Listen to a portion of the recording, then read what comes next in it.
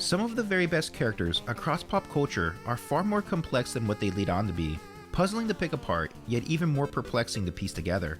When on the chopping block for critiquing, they're often approached from radically opposing viewpoints, yet when dissected past their superficial surface, they peel apart like a hearty onion from a plentiful harvest, used in a variety of gourmet delicacies, yet referred to abstractly to describe a neural network of framework that when dropped into a casual setting, often leaves an audience stumped by the sheer complexity of their actions. When you stumble upon a great series, you absolutely find those characters. They play off a revolving door of central themes and concepts, leaving you to theorize what the artist, writer, or director was thinking upon conception. Sometimes they may feel out of place in a world we've become quite fond of. When it comes to the gaming front, they may have a unique mechanical feel to their repertoire that doesn't always align with the character portrayed across their original medium, challenging the philosophies and principles they were designed around.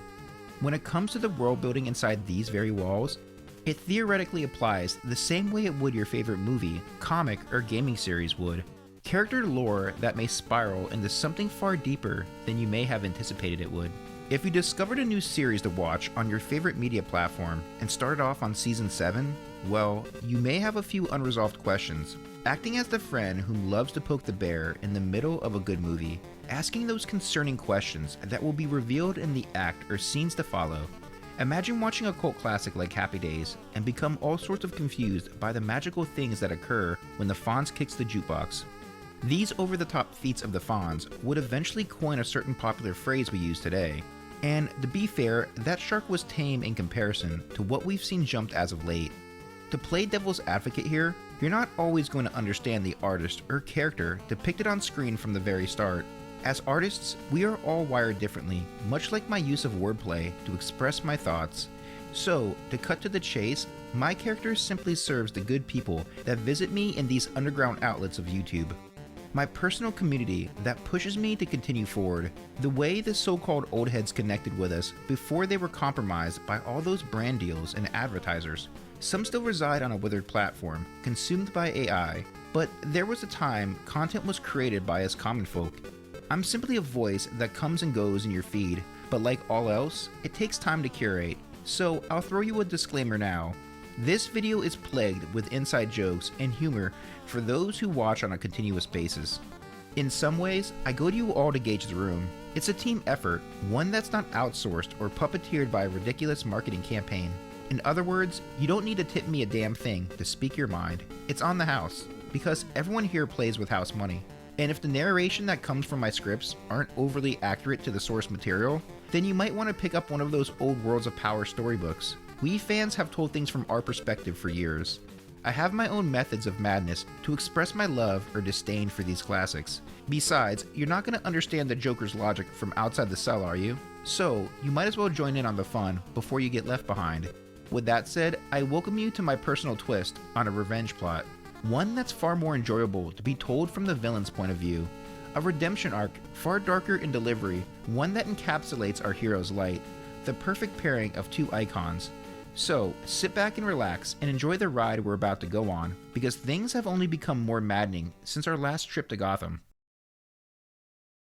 Gotham, a city that never sleeps. 200 years will do that to a place. Filled with big dreams and bigger aspirations. One that appears to prosper from the outside looking in, but is very much fueled behind the scenes by crooked traders like those that might sell you an oak stake to strike an orb. Those poisoned by more than the Joker's laughing gas, simply fueled by greed, which has manifested into an organized crime syndicate, which works behind the scenes to bring the Joker to prominence once more, now extracting the city's rich supply of earthly metals, which has allowed it to thrive for generations. These rare metals are rich and finite resources, essential for making radical leaps in technology. With no intel tracing back to a source, they quickly become purged from the city's roots. As the city begins to collapse in on itself, Gotham would look to the man who would put the city on his back time and time again to stop the ascension of those who look to use these riches for powerful weapons of war. Little did he know the one who moves in silence behind the scenes is a man of many hats. Some familiar ones, in fact one that would make his return to seek revenge on the big bad bat. Well, if that story doesn't feel a bit out of place, I'll elaborate a bit further on things. You may have noticed in our previous episode, I added a good amount of cut content from the original Sunsoft Batman release. You may have witnessed these scenes at some point, but they were released when an early build of the game was acquired and the prototype was dumped. A large portion of these cutscenes were the missing link between our two stories, which ultimately led to a major rework, leading to them playing out radically different.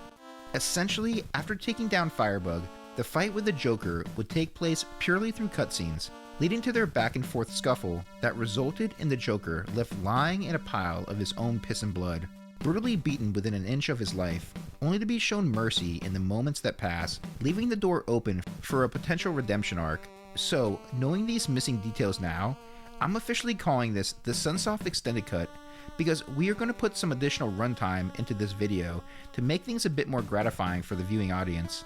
This is merely the calm before the storm, as our story opens back up to what I like to call a Book 2, as we now dive into the chilling aftermath of these events as we turn the page to the next chapter. With the Joker looking to restake his claim to Gotham, our hero will need to adapt accordingly, as new technological threats rise just as quickly as this new crime syndicate emerges on the scene, adopting a sophisticated arsenal of firepower infused with these radically charged earth metals, thus giving birth to a few new inventions ourselves. Introducing the all-new Bat Projector, a glorified Mega Buster if I do say so myself, mounted atop his metallic blue forearm gauntlets. They also got our guy looking like the Blue Bomber himself. Seriously, a two-tone blue fit here? What the hell happened to Sunsoft Batman?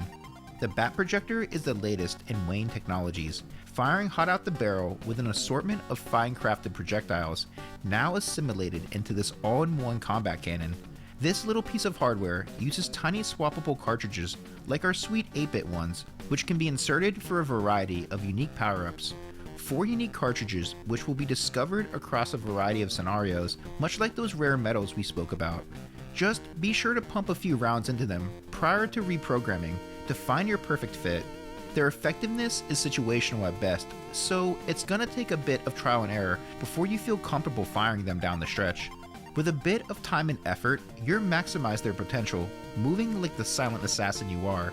So let's sort through them one by one to grasp a better understanding of what they're fully capable of.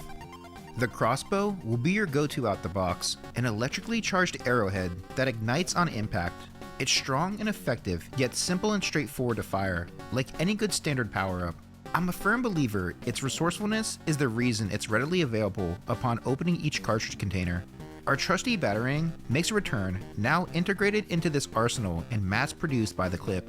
Their latest features include a built-in tracker, which allows them to flock towards enemies that stumble across your path, as if you've aggravated their nest. Up next is the Sonic Neutralizer, and let me be the first to say, what in the actual Fester's Quest do we have here? 2 streams of those semi-automatic batarangs that fire in crisscross formation. But does it go through walls? Now, that's what we need to find out. There's also the Shield Star, which releases an assortment of fine-tooled darts that spread out like a well-weaved web, which will pierce through even the thickest of reinforced enforcers.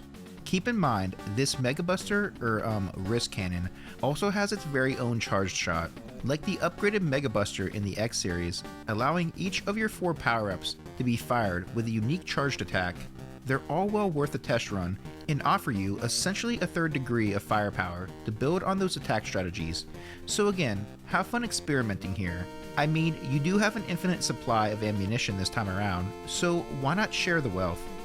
If you think the Mega Man references stop here, then you're sadly mistaken. And I get it, it's easy to find similarities when so many early developers worked alongside each other at this time. I can't help but to still feel we're overcompensating just a bit for the apparent elephant in the room, that being the omission of the wall jump, single-handedly the one decisive factor that made the gameplay of its predecessor so dynamic. The killer flow that made Sunsoft Batman the absolute legend he is today. Listen, in any other circumstance, you give me a slide, a charge shot, and a blue 2-tone fit, and I'll most likely hand you a near perfect 10. However, there's a time and place for everything, and this isn't one of them. Sometimes you gotta work with the tools given, and in this situation, Batsy still has a few of them up his sleeve. A little something he's been working on during his downtime. We know from prior events he's mastered his technique So much so, he had to reincorporate some into his new Mega Buster. Dare I say he's transcended them entirely? Now able to tap into his own super state, which I present to you all here and now as the Golden Knight. Much like Super Sonic, Super Sparkster, and the Super Saiyans of legend, this dude reached that next level. By harvesting the raw state of these newly discovered metals, he can charge his suit up, converting these new resources into energy capsules that can be tapped into after obtaining 8 in total, granting him temporary invincibility with a visual performance that finds him dripping in gold, now able to run through anyone or anything that opposes him. So just be sure to try this out at some point. Just remember, you only have finite time in the golden bat suit, so maybe you should give your charge shot another try. I think you might be surprised with the outcome. Just don't lay a goose egg when doing so. With the loss of our wall jumps, we attempt to make up for it with new gameplay features, shoot 'em up segments that pay homage to the many greats, such as the Gradius series, breaking up the traditional platforming segments along the way with some fast-paced bullet hells. It's a fun way to switch up the acts a bit, making this a more seasoned package. They're further complemented by new battle arenas for boss encounters, closing out each act with a big fight feel, making these moments feel far more immersive. Plus, they replenish your health upon entering these arenas, established by a health bar with a set amount of HP for the two of you to slug it out. You know, each Batman movie that followed had these distinct villain pairings, so having battles pan out this way feels like a good montage, which is okay with me. Hey listen, if this all begins to feel overwhelming, you got a password system and unlimited lives now to give you the freedom to pick up where you last left off, exploring every nook and cranny these stages can offer. Well, that is until you discover how quickly you'll be replaying these. Let me tell you, you'll be well acquainted with the themes throughout. Return of the Joker offers the player 0 health pickups or second chance first aid kits. If you get gutted by those cool and calculated killers, you bleed out and then do it all over again. Something tells me, after consecutive goof-ups by Sunsoft, they just decided to embrace this extreme persona they adopted, marketing this as some sort of experience for the hardcores. It's a shame too, because this might be the one thing that separated them from the Capcoms and Konamis of the world. If they could have just improved on their shortcomings instead of masking them as some genius marketing campaign, they would have been touted like their favorite competitors, known for making some of the very best games for the NES. What's done is done.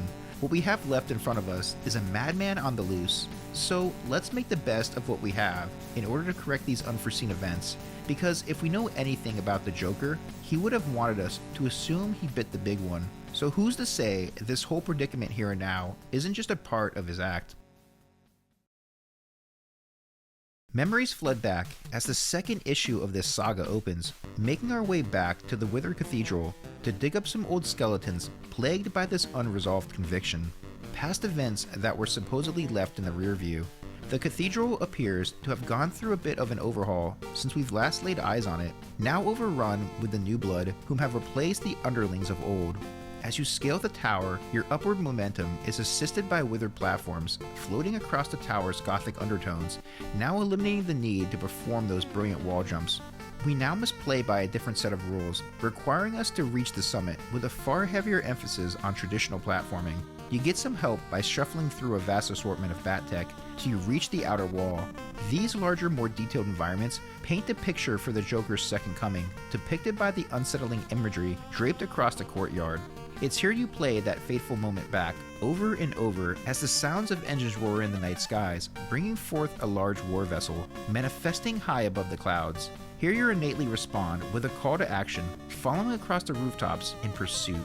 The larger, more detailed sprite work makes this a beautiful package, yet in the same breath, a sitting target. Enemy infantry can easily get the best of you from any angle, not to mention the constant pressure to continue moving as the ship delivers a hailstorm of return fire. You need to commit to your jumps, going with your gut instinct when choosing a target, clinging to anything clear for landing except the actual walls themselves. All logic is thrown out the window here. Designing an autoscroller under these conditions feels like you're simply masking an underlying issue with this design choice instead of working inside the confines of the space. However, in the event you find the proper safety net to navigate through, you'll soon get acquainted by the one running the sting operation behind the scenes. The ace of this place, now sporting a new face, looking to call in backup to leave poor Batsy for dead. With a fresh restock of health, you're slug it out for a back and forth brawl, squared up against the old ranger. A challenge far more doable as you both have a set amount of stock similar to a classic fighter. It's easy to overshoot things here, yet you can easily read between the lines, sliding underneath old Ace to unload a clip, dumping a full round into him before he can even get off his phone. Dude has a shorter attention span than the average user base on this platform, and if you manage to take out his reserves, you will leave him rendered helpless for a quick body bagging on a direct flight back to the Gotham Penitentiary.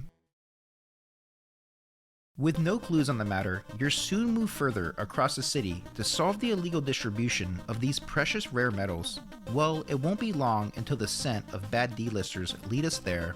An old warehouse filled with assembly lines that navigate with no rhyme or reason. Basically, an 8-bit gamer's nightmare. Enemies lurk behind the scenes, while sketchy platforms lead to various dead ends. Corridors filled with trapped floors, laced with exposed wires that double as this building's contingency plan. Again, this far larger blue Batman represents exactly how you feel inside, navigating these hazards, and unless you have an abundance of experience in this field, then chances are you're going to be playing the long game here. Oh, the hell with it, just activate that sweet new Bat Pack, igniting your boosters to lighten the load, soaring across the upper framework of this steel funhouse. An excellent segment to try out your new tech from a different perspective. This just feels right. And I can't help but to feel a few of these power-ups may have originally been designed for these segments specifically. There's just one problem with that. It's nearly not long enough, ending abruptly without any sort of transition or climactic boss encounter. Well, at least the artwork between acts is a nice touch, taking to the Batmobile to flee the city, looking to the outskirts of Gotham where the rich foresty mountain regions lie. Mother Nature has unfortunately sided against us today, choosing the appropriate time to kick up a storm to amplify the harsh conditions of a cold climate covered across enemy lines, which hails down more than a little ice, making this absolutely unplayable. This is one of, if not the most egregious sections of this game. Unlimited continues or not, the sheer impact and timing of these explosives are absurd, especially while calculating your trajectory across ledges riddled with mystical snipers makes this entire stretch unbearable. To make matters worse, those bootleg airbenders create tiny hailstorms that nudge you off the already limited surface space. The best strategy I found was to charge my Mega Buster and pray my projectiles would eat whatever bullshit was thrown at me. Listen, I don't mind that mechanics were dialed back for a more traditional platforming experience, but how many of these levels would have profited from a little more depth? Cutting the stages up into multiple sections feels rushed and choppy, sacrificing design for a lackluster attempt at innovative gameplay. Imagine how much fun wall jumping up and over these chilly ice caps would be, or deep below inside these caverns. I can understand transitioning between acts to change between gameplay. Sunsoft did this flawlessly with Blaster Master. Yet with Batman, these transitions are so piss poor, and the length and size of these stages is a testament to that. As soon as I begin to pick up the slightest bit of momentum, it's brought to a drastic halt. Pure madness, I tell you. I spent more time down in these mines paying for my mistakes until I managed to find the right upgrade to clear the way. As you reach the center of this mineshaft, you'll discover the fool responsible for all the fracking. Well, you aren't striking gold today, because if there's one thing we got right here, is the matchups. Any weapon will fit the bill here, and it's one of the few times you're going into an NES boss encounter from a fresh perspective. So don't hesitate to peel the thin layer of metallic crust right off his dome till you melt this mindless hivebot into a pile of your own metallic harvest. This mine will lead you out to the city limits where the refineries and nuclear plants reside. A trip in the Batwing will score you a ride atop the back of this cargo, packed full of confiscated riches, now in transit to the Joker himself. Every good platformer needs that iconic train scene, and this one couldn't be any sweeter, giving you a diverse layer of depth through some phenomenal parallax scrolling techniques which Sunsoft excels at. This scene alone is the highlight of this journey for me, and in some ways makes me feel like I'm playing a 16-bit title. It almost soothes your soul after everything you've suffered, a reward for your struggles as you travel across the many container beds now headed into a weapons plant to be accounted for. At times, it feels as if Batsy is running on thin ice, Goofy footing it along with each jump, praying you don't get snagged while airborne. The controls feel a bit looser in Return of the Joker, but you won't have many opportunities to notice when constantly anticipating an enemy on the horizon. It's mentally crippling in a way, finding you crawling across these auto-scrollers that will just send you into another panic. So again, continue to vent your frustrations at the end of each act, unloading an unlimited clip into the main brain till this sucker ceases operations. Underneath this building lies an underground conduit that is a means to travel back and forth to the Joker's newly constructed military base, an underground city filled with traps and jump scares that will seemingly crush your flow. Each step further will have you frozen in fear of who or what will pop out next. However, your hard work will soon pay off, treated to another shmup segment, which by now should ideally been a standalone stage at this point. I mean, it was common for sequels to change course at this time, and even if not, I would much prefer to have this be a stage on its own. Why not take a page out of the Contra handbook with this one? But unfortunately, just like stage 2, our act comes to a close with no good boss fight, a missed opportunity to have a unique Joker encounter, or even a big bad to throw you off his scent. Regardless, this empty turbo tunnel will soon teleport you to your desired destination. The Joker has become quite the dictator since our last encounter, massing a militia which he intends to march into the heart of Gotham. Lucky for us, we beat him to the punch, blowing the roof off this bitch before the party got started. With all the commotion occurring inside, you're forced the Joker to make a premature appearance, looking to stop your advances by putting on a show. He will begin to quarantine his new Cub Scout with a dose of that lovely poisonous laughing gas he spread across the city, perhaps a clue that connects the story back to our first game.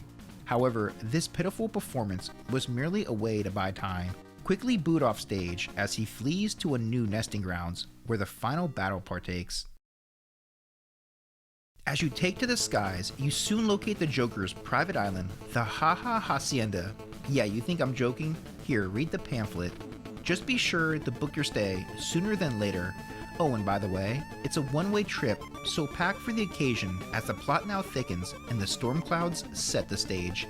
The locals here will be thrilled to meet you, greeting you limb from limb, a blade job by the welcome party. The island resort is filled with native refreshers to cool you off, such as this tropical hallucinogen, filling your head with more trauma than the suffering you endured along the ice caps. The toxins will continue to flow in from the air ducts, while turrets scout the vicinity. Keep in mind the structural supports have a mind of their own, falling on impact with some peculiar physics about them. At the center of this island refuge lies a large steel enclosure fused with a mechanical torso at the center, pumping those precious resources into the core to power this ultimate weapon. 4 primary sites that powers the exterior housing, which will need to be individually deactivated while keeping an eye on the mainframe's activity, dropping electrically charged spindles below to carve up the chamber. As you break the 4 seals that power the shields, the perpetrator is revealed. This colorful war general is foaming at the mouth to test this weapon's limits, so while navigating the chamber, use the entirety of the room to your advantage to target the Joker. He now switches up his offense, delivering a fury of hellfire strikes down atop you, followed by his orbital jigsaws. In due time, you'll discover a pattern here, suited for a man plagued with shortcomings, one now on his last leg. Continue to rebound your counter-offense, whipping up momentum by ricocheting your rounds off the chamber walls, sending the influx of firepower into the heart of the Joker. As each new wave of blue saws fall off screen, you know the exact moment to move, delivering another crippling blow. Holding steady, the Joker sticks to the script, attempting to rewrite a legacy that has already been decided, watching his maker anticipate each hand he plays. In this very moment, the Joker had been masterfully outplayed, revealing his cards one too many times until his gimmick was revealed. You see how we came full circle here with our first Sunsoft episode? Probably should watch it to get the reference, huh? Thus, bringing our story to its climax, sending a dagger into the heart of this madman, as his island of secrets quickly unfolds before him. As the island erupts, so does a sigh of relief, not only for you the player, but our hero as well, soaring out of these caverns into the night sky, accomplishing the very goal he set out to do, allowing the souls of the fallen to finally rest in peace. For in this brief moment, our hero can rest at ease, for who knows what impact these events will bring forth. perhaps these events snowballed into something far greater than what they initially set out to be. One could chalk this up as a mere analogy for these two iconic characters, for without one, there would not be the other. Much like the story told here today, there's much more to the man behind the mask than is often led onto. Perhaps we all have a method to our madness. Batman Return of the Joker, simply put, is a mixed bag at best. It's a mashup of gameplay styles, compiled for a highlight reel of horrors. A chaotic mix of obstacles that gives this feature a certain shock factor about it. As painful as it can be, it's also enduring all the same, bringing things full circle for another tale across the Sunsoft universe. This mashup was an attempt to differentiate the experience from its predecessor, providing players a variety of content spread across the adventure. As much as this was a sequel to a licensed movie tie-in game, it was very much an original work. However, where I appreciate the ambition, it needed more execution down the stretch. Where the original Sunsoft Batman felt tight and cohesive throughout, Return of the Joker feels more like a series of trials, brutal in delivery, forcing you to change gears on a dime, never knowing when the end, or more importantly, when it all started. This really should have been the Sonic & Knuckles equivalent of a Sonic 3, the perfect extension of a perfect platformer, further fleshing out an already superb delivery with a few simple extras, like a good Mega Man 2, not actually Mega Man 2. By doing so, you strip away the parts that made the original so special. In the aftermath, I don't believe these shortcomings are the be-all end-all. There's moments here that make it distinct. Whether in audio or visual cues, they stick with you far after you put the controller down. If a game is able to accomplish this, then I believe it holds a sense of value to it. Ironically, this feels every bit the consequences that would come with the Joker's return, stripping away the many things that brought him to justice, while in the same breath, depriving you the very enjoyment you felt in his defeat. As we would see across many of these early Sunsoft titles, these were experimental times, and much like the many 8-bit sequels across the NES, they just took longer to catch on. Disregarded at first glance, yet praised over time, one could argue much like the Joker character himself, easily misunderstood yet never slept on, and much like the madness we have endured here today, it has a gravitas about it, which just needs a little push to get started.